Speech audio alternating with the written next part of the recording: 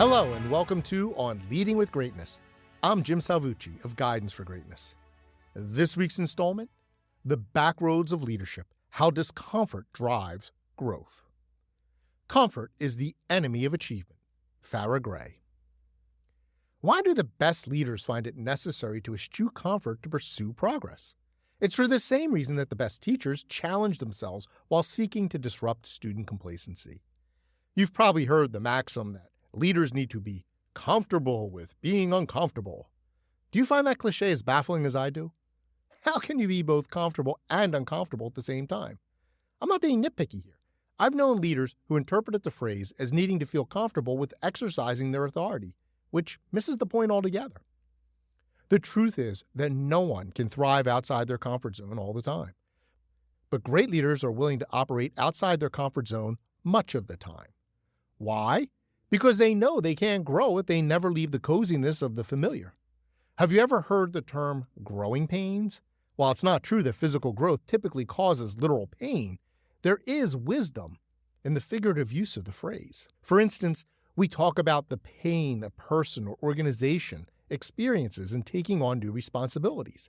Sometimes this pain manifests as obstacles or even setbacks. In such situations, we invoke the phrase growing pains to buck us up as we continue forward, as in, don't worry about that, it's just growing pains. It's a variation on this too shall pass or embrace the suck. That pain also represents the natural discomfort of encountering something novel or innovative. It's the same with learning. Learning new things takes us out of our comfort zone and into the unfamiliar. As I've long preached, every true leader is a teacher, and vice versa. So considering the process of teaching and learning can be instructive to managers. My experience as a college professor taught me the necessity of discomfort for both student learning and my own teaching. When I started, every class was a nerve-wracking adventure. I felt overwhelmed and out of control. In time, I grew more familiar with the front of the classroom, and soon enough, complacency set in. The irony is that with experience, my teaching actually got worse. When I look back on it, I realized that as rough as my early days as a professor were, I at least had an edge that seemed to cut through to students. My growing confidence dulled that edge into a blunt object, with which I then proceeded to bludgeon my poor students. I don't recall how, why, or even precisely when, but something jolted me out of my self-satisfaction. In part, I simply grew bored and wanted to try something new. I started pushing myself to leave the well-traveled highway and take a chance on the backroads. As everyone knows, the backroads are where the world gets interesting. My solution? I consciously reintroduced that edge to my classes. For instance, previously I had stopped feeling any apprehension when I got up in front of the students. It was just normal and dull. Now I forced myself to feel a bit apprehensive at the beginning of class. Although that burst of anxiety dissipated minutes into the lesson, it was enough to get me going, like the spark from a spark plug that starts you on the backroad journey. I use that same technique in my public speaking. I also pushed myself to develop courses outside the mainstream. I broke norms and even rules to ensure my students were getting what they actually needed, not what everyone just assumed. My content and approach grew more charged and stimulating. I unshackled my mind from convention and even plans. If something stopped working, I'd change it up midstream. As a literature professor, I selected content for my courses that would expose students to new and sometimes unsettling ideas. I constantly challenged both their assumptions and mine. The ease and comfort of normality became enemies as I changed things up, sometimes radically if that served student learning best. Students who were looking for the reliably familiar struggled as I prodded them to join me outside our collective comfort zone. A few students would even resist throughout the semester, but most found pushing themselves to be a rewarding challenge. Some found it exhilarating and would take my courses every semester, never knowing what to expect. They could overlook the twinge of growing pains because they were eager to discover new perspectives. All this discomfort smashed our complacency and enhanced our learning. After all, you can't learn something new if you don't encounter or do something new.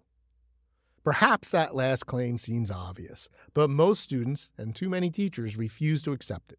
They think learning should be regimented and incremental, a process of layering this bit of knowledge on another, of finding a pattern, of clicking things in place like building a Lego model.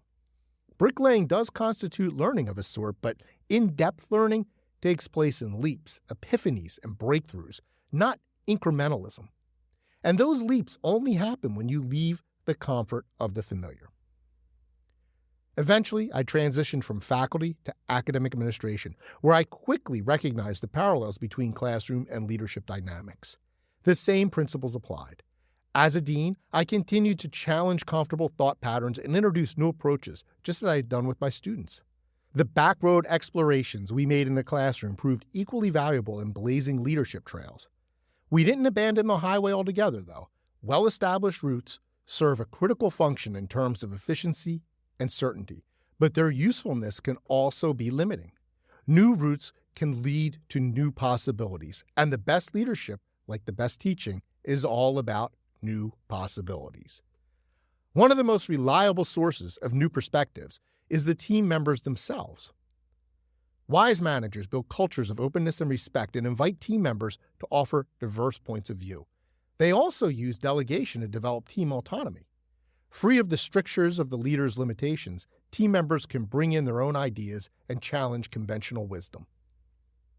One of my millennial colleagues demonstrated this perfectly when I assigned her to design and oversee our teacher development trainings. Rather than guide the faculty through best practices as I expected, she had faculty present their own most effective teaching approaches. At first, I thought she might have strayed too far off the interstate, but I decided to trust her judgment.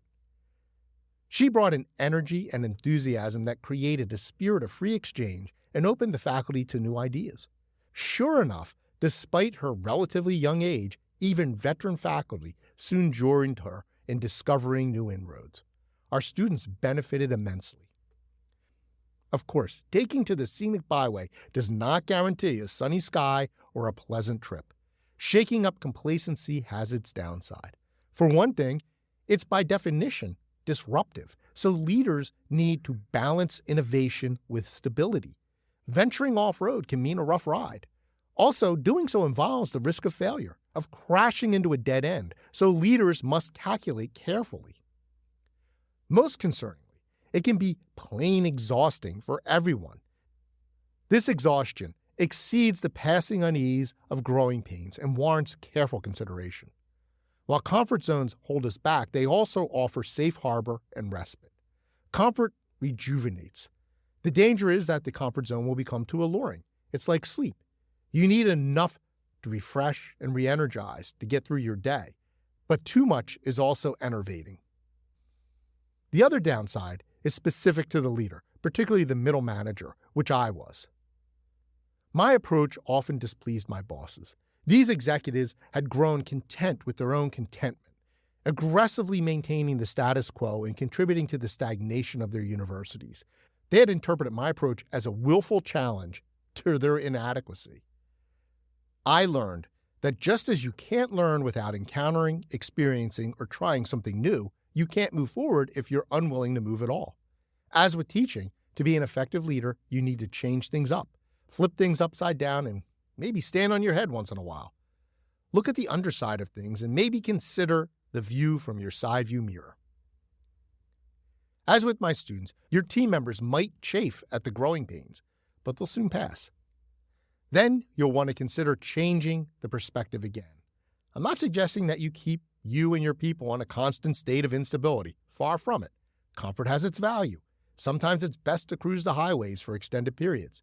The key is to create a culture that is open to trying something new, to breaking new ground, or to looking at things from a different angle when necessary.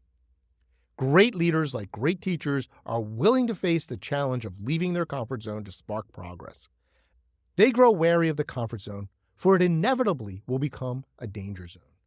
If you're a leader or aspire to be one, how comfortable are you with discomfort? The correct answer is not at all.